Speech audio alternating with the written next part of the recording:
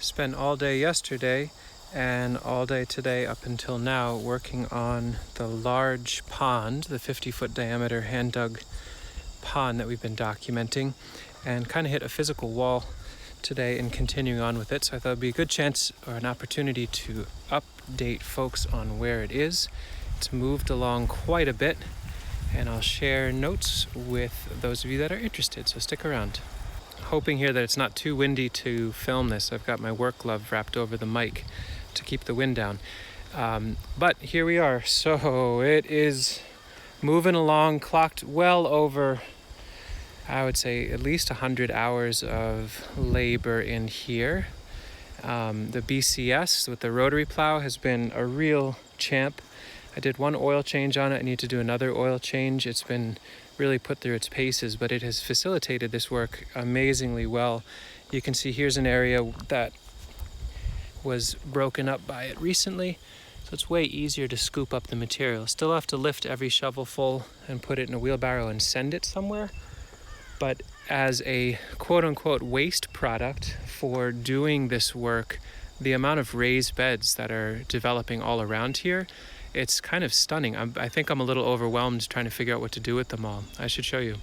We've done at least 1,000, maybe more wheelbarrow loads of soil, and I don't want to go too far with it, but I'm happy to send it at a little bit of a distance. And what we've been doing is just dumping it over the existing vegetation to a depth of about 8 to 12 inches. And I'm mixing compost a little bit in before the BCS runs through an area so that there's compost mixed with this subsoil and it's broken up in a nice loose way. And so it's making these permanent raised beds in the landscape. This was just seeded today to a mix of kale, turnips, and some radishes and oats. So we'll see how that does. But so far that treatment has worked out really nicely. Even with our really dry weather, we haven't watered these really much at all.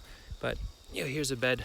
This is a hugel mound that was edged with soil. I'll dump some soil on top, but all these little red Russian kales popping, basically little carpets of green vegetation that we can eat.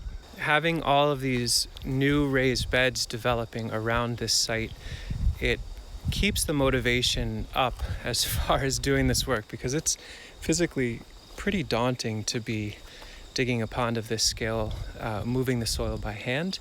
But just seeing how much more production space is now being developed. Like all here, all this green is kale that will be coming in for the fall, and maybe into the winter. We'll eat a fair bit, but so will the wildlife.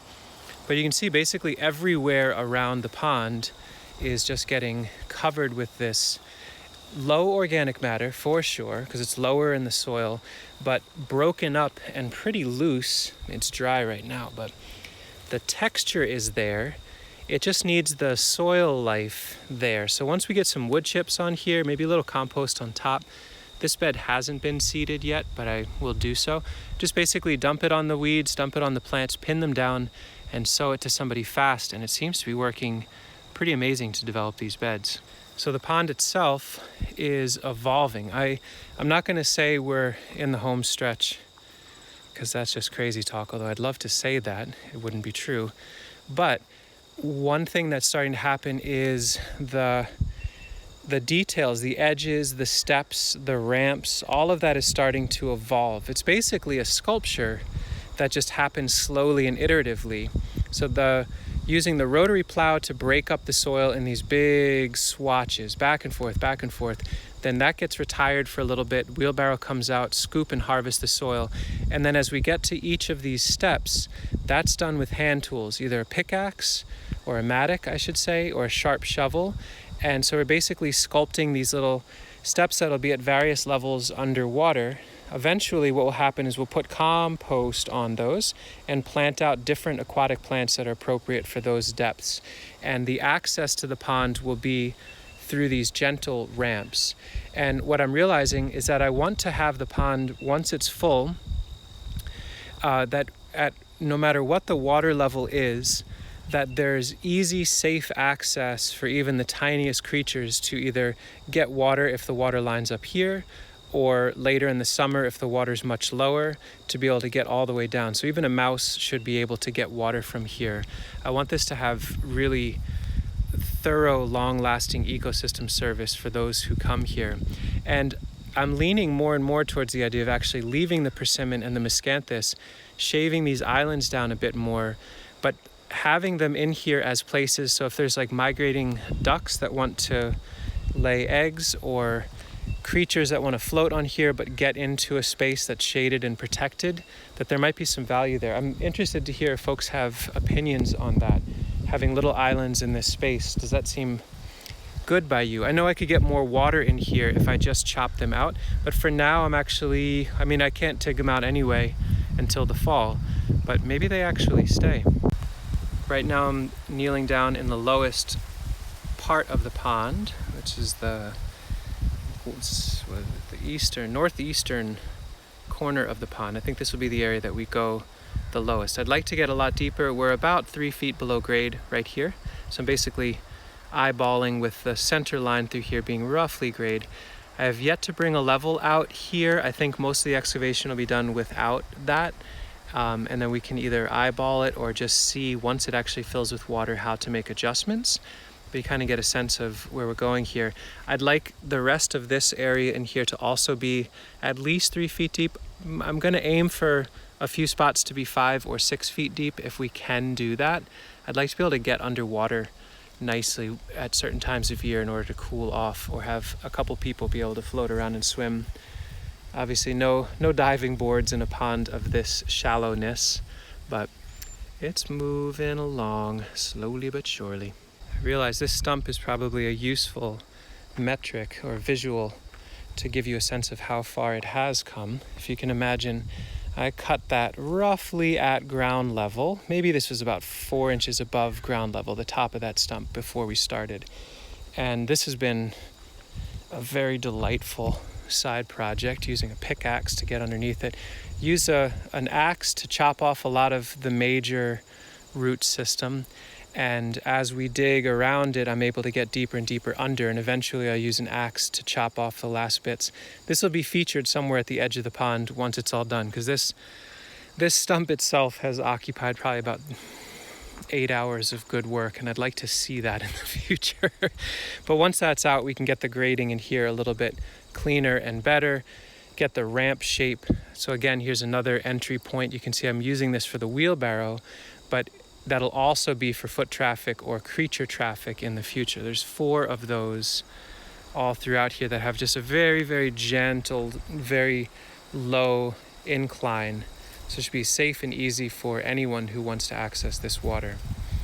But stump, you gotta go. Give it up. Let's get you out of here.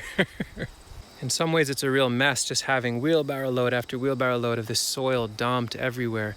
But I don't plan on breaking up every last clod or sifting rocks or getting it perfectly level this fall. It's just too tedious to do that. But rather, when we get rain called for, to get cover crop seed on this, it's cooling off enough that it's mainly going to be brassicas or cool season grasses at this point. But I figure all those nooks and crannies are great microclimate, so different things can germinate in there better. And the freeze thaw of this winter will actually do a fair bit of the grading and the smoothing for us. Next spring, what we'll do is figure out where we want permanent walkways to be, where we want beds to be, shave the walkways, build the beds a little, mulch everything, and get this all set out to really complex perennial systems. Now, had I thought about all this in advance, I would not have planted apples and autumn olives and bronze fennels in here back in the spring, but they're here, and I can just basically bank some soil up against them, and they should be okay in this case. It is pretty amazing to me to think that the soil that's coming out, which is, we don't have great agricultural soil at the main Edible Acres site anyway, and here we are in some spots 2-3 feet down into subsoil. And just by adding some compost and breaking it up with the machine and the shovel, depositing it in a nice well-drained spot, the cover crops, even with this drought, have been able to do pretty well for themselves. This squash has taken off like crazy, and a fair bit of the buckwheat, there's flowers everywhere, so that's kind of nice to get to the fall. This will, of course, melt with first frost.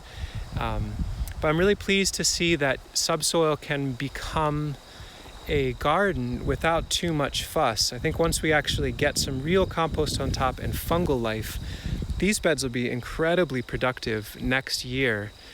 I think this pond will probably generate enough loose material to create probably a half acre or more of permanent raised beds as a byproduct of digging out all this material. That's just crazy to think about and really exciting. So that's the update now. Early September, 1st of September, still no real significant rains. We got 3/4 of an inch the other week, which was nice. And there's some water holding down in that corner after that, but the ground is so thirsty right now.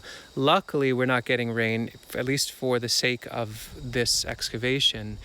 And I would suspect with another 50 hours or so of labor, maybe 80 hours, it should be completely done as far as the first round goes.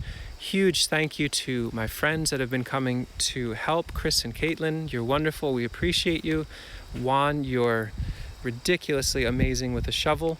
So I don't think this would really be possible if I was doing this exclusively by myself. It's awesome to have other folks help.